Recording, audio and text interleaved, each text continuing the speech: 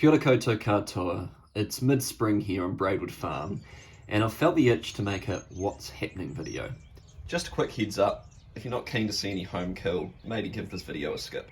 I've pulled back a bit from social media lately just to make sure I'm feeling a bit more balanced with it, and I've also been preoccupied with learning how to be a dad.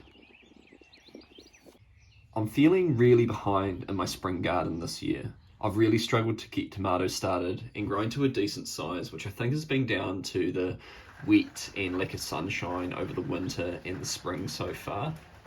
I'm hopeful that when the warm weather sets in, it'll all catch up, and I think it just goes to show how I don't get to dictate when things grow, but good old nature does.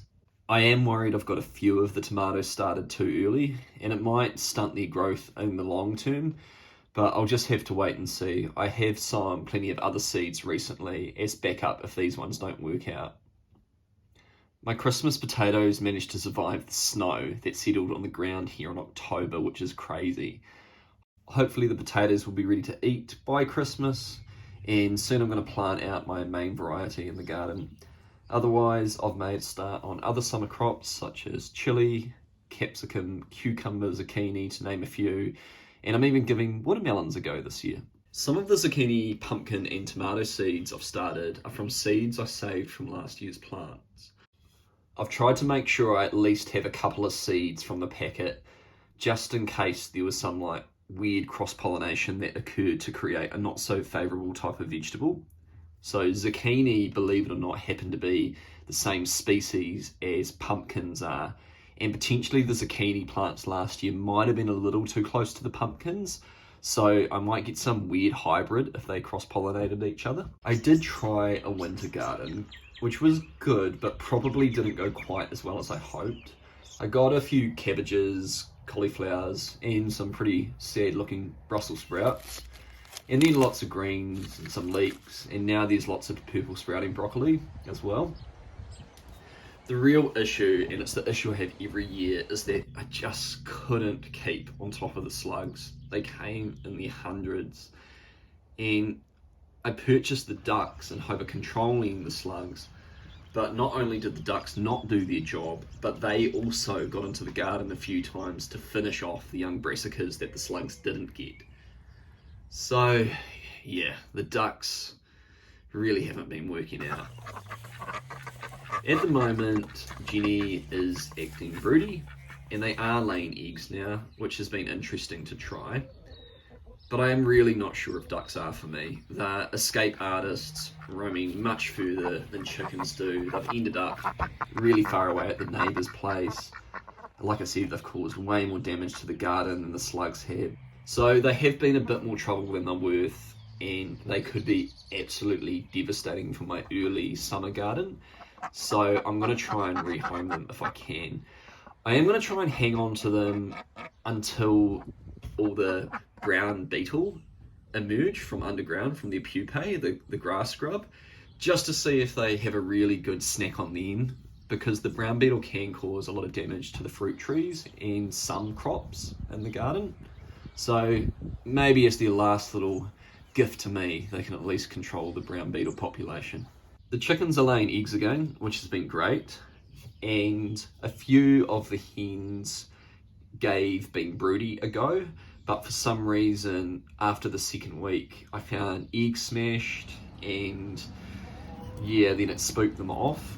I did hatch a few chicks from an incubator in case this was to happen, with the hope that the hens would then adopt the baby chicks like they have in the past, but I think the chicks were just a bit old for this mum, and they were more freaked out by the mum and didn't take to her. So I'm currently raising them under a heat lamp inside. I have noticed, particularly in the last few weeks, a lot of eggs were getting smashed. And after some time, I became suspicious that one of the other chooks had learned egg smashing behaviours again. So egg smashing is a really hard habit to break, and it can be quite a problem because other chickens learn off the ones that are doing it too.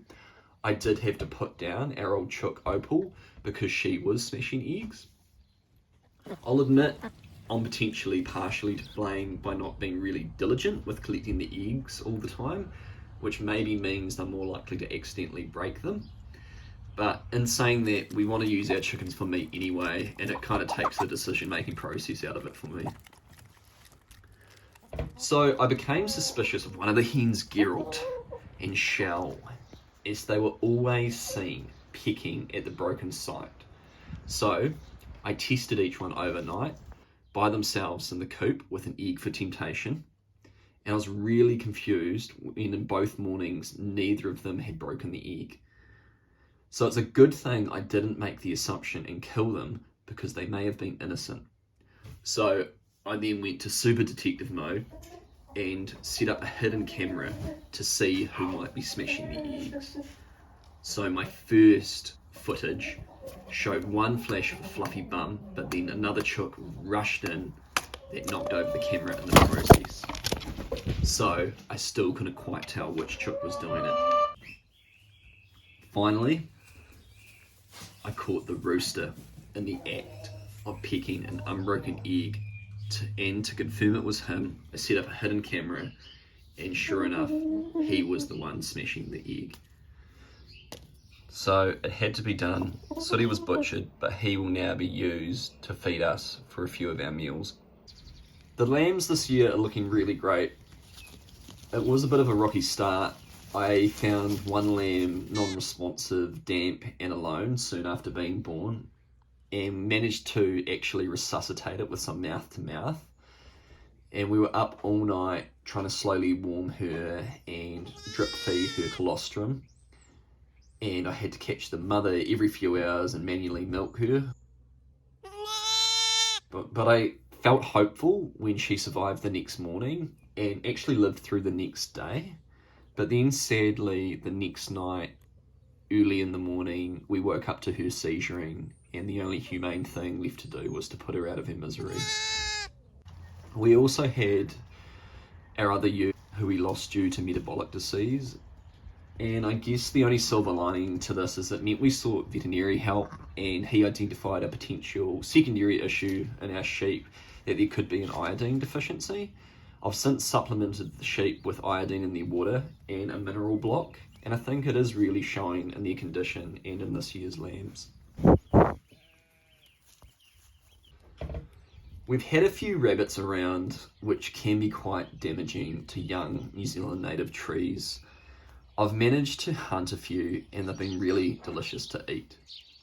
I shot one for lunch the other day and processed it, and I've saved its skin to give tanning a try. I like to see sometimes if I'm able to make meals completely from what I've grown and foraged.